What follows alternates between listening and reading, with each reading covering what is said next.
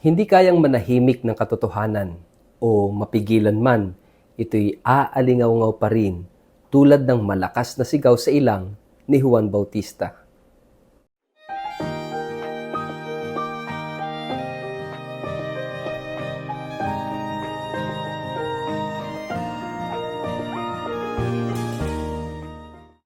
Ang mabuting balita ng Panginoon ayon kay San Marcos. Si Herodes mismo ang nagpahuli at nagpabilanggo kay Juan dahil sa kagustuhan ni Herodias. Ang babaeng ito ay pinakasalan at kinakasama ni Herodes, bagamat ito'y asawa ng kapatid niyang si Felipe. Sapagkat laging sinasabi ni Juan kay Herodes, labag sa batas na kasamahin mo ang asawa ng iyong kapatid.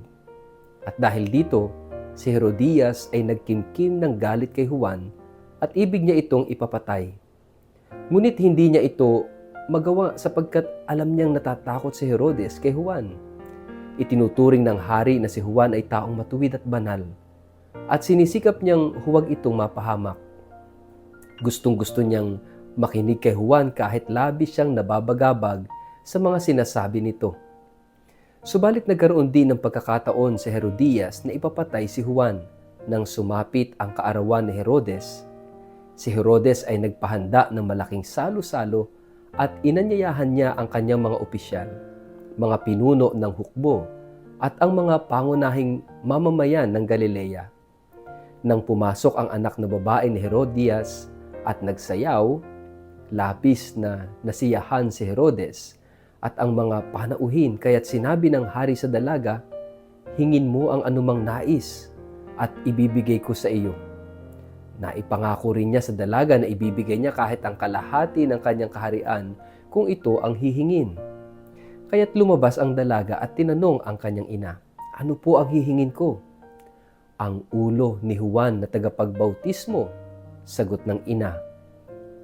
Mabilis na nagbalik ang dalaga sa kinaroroonan ng hari at sinabi niya, ang nais ko'y ibigay ninyo sa akin ngayon din, ang ulo ni Juan na tagapagbautismo na nakalagay sa isang pinggan.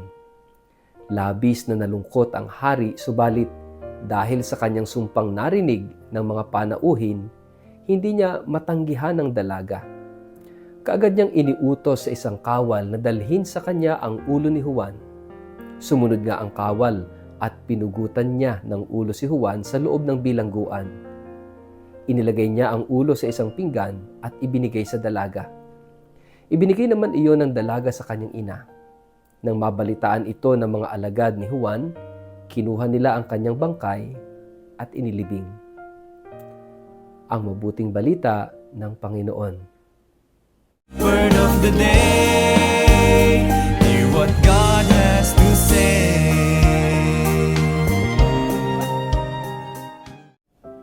Mapagpalang araw po sa inyong lahat. Kumusta po kayo? Ang ating pong word of the day ay silenced. Bago po tayo magpalalim sa ating pong reflection sa araw na ito, kayo po ay muli kong inaanyayahan na huwag kakalimutan. Mag-like, mag-follow at mag-subscribe sa ating pong Facebook page at YouTube channel na Word of the Day. Ganun din po, pakishare ang video ito sa inyong kapamilya, kamag-anak, kaibigan, mga kakilala sa social media para po sama-sama tayo sa pagiging media evangelizers at online missionaries na nagpapalaganap ng salita ng Diyos sa mundo ng social media.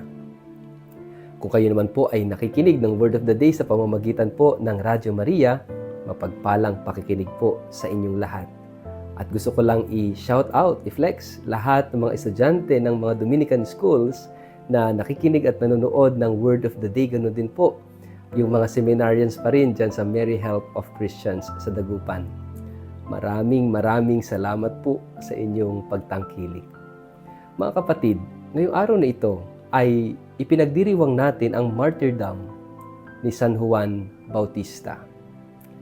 Dalawa ang piyesta ni San Juan, yung kanyang kapanganakan noong June 24 at ngayon yung kanyang kamatayan, August 29. Sino pa ba ang ipinagdiriwang natin ang birthday at ang kamatayan? Ang Panginoong Jesus, di po ba?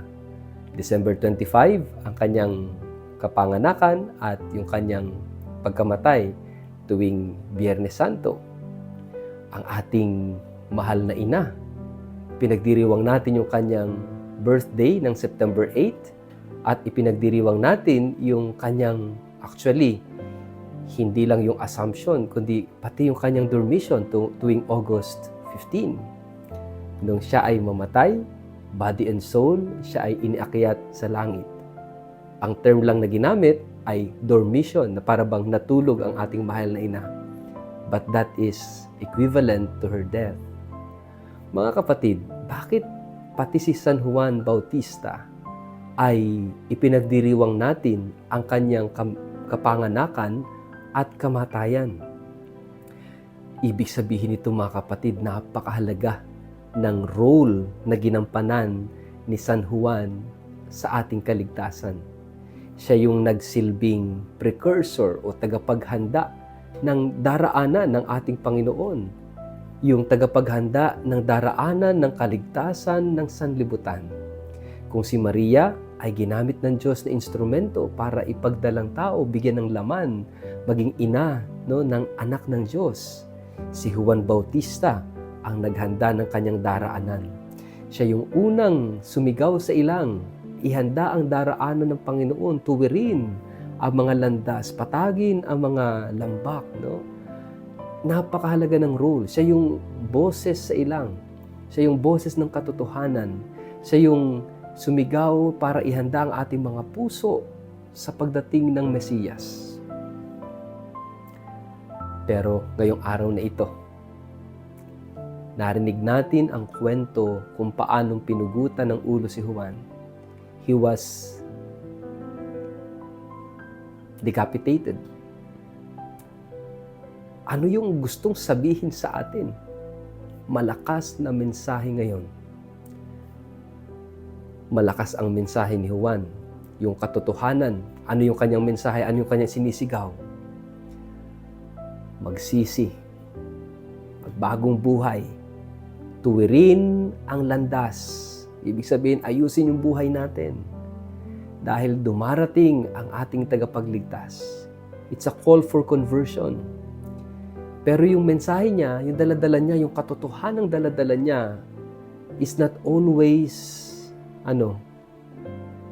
kaaya-aya sa pandinig. Not pleasurable. Yung katotohanan na daladala ni Juan will challenge us to change our ways. Hahamunin tayo at masakit yung hamon na yon. Dahil para tayong pipilipitin, tutuwirin para ayusin yung buhay natin. Pero dito sa kwento, sa ating gospel today, narinig ni Herodes, narinig ni Herodias ang katotohanan na hindi dapat kasamahin ni Herodes ang asawa ng kanyang kapatid na si Herodias. Bagamat may takot si Herodes kay Juan dahil naniniwala itong si Juan ay banal at isang propeta. Itong si Herodias walang takot at gustong ipapatay si Juan dahil sa katotohanang ipinapahayag ni Juan. Gustong patahimikin ni Herodias si Juan para wala nang magpapahayag ng katotohanan. Kaya ano ang ginawa? Nagkaroon siya ng pagkakataon ng birthday ni Herodes. Sumayaw ang anak ni Herodias at dahil sa pangako ni Herodes, hiniling ni Herodias sa pamamagitan ng kanyang anak ang ulo ni Juan. Kaya pinugutan ng ulo si Juan Bautista. Akala ni Herodias mananahimik na ang katotohanan. Wala nang magpapahayag ng katotohanan kasi patay na si Juan. Pero nagkakamali siya. Dahil si Juan sadyang ibinigay ang kanyang buhay, sadyang siya'y nanahimik, hindi dahil siya'y pinatahimik, kundi siya'y nanahimik na sa kulungan. Tumigil na ang pagpapahayag ni Juan ng katotohanan sa kulungan. Bakit? Dahil dumating na ang katotohanang kanyang ipinapahayag. Yan ay si Jesus. Kaya nung ma-confirm ni Juan na si Jesus na yung kanyang hinihintay sa matagal na panahon, yung kanyang ipinapahayag, si Juan, mula nang siya nasa kulungan, siya nanahimik na at hinayaan niyang ang katotohanan ang magsalita. Yan ay si Jesus. Ito yung ugali ni Juan, yung kababaang loob. Ibinaba niya ang sarili niya upang umangat ay si Jesus. Siya'y nanahimik na para ang marinig na ay ang mismong katotohanan. Yan si Jesus. Mga kapatid, the silence of John the Baptist is for us to listen to Jesus, to listen to Christ. Mga kapatid, hindi lang si Kristo ang nagsalita sa mga tao, kundi pati si Kristo nagsalita rin kay Juan. At si Juan, yung kanyang pananahimik, ay pakikinig kay Jesus. At sa kanyang katahimikan, narinig niya ang katotohanan ng kanyang ipinahayag. And for him, that is more than enough. Mga kapatid, ngayong araw na ito, as we celebrate the martyrdom of Saint John the Baptist, alalahanin po natin ang mga taong nahihirapan, nasasaktan, nagdurusa sa katahimikan. Katulad ni Juan, many people are suffering in silence. Iba't iba ang mga sufferings, iba't ibang mukha yan. Pero tulad ni Juan, yung suffering natin, yung silence natin, ay pagkakataon to listen to Jesus. Makinig kay Jesus. Siya yung katotohanan. At maraming gustong sabihin si Jesus sa atin. Let us value silence in our life. Lalong-lalo na sa mga oras na tayo'y nahihirapan, na tayo nasasaktan, na tayo nagdurusa.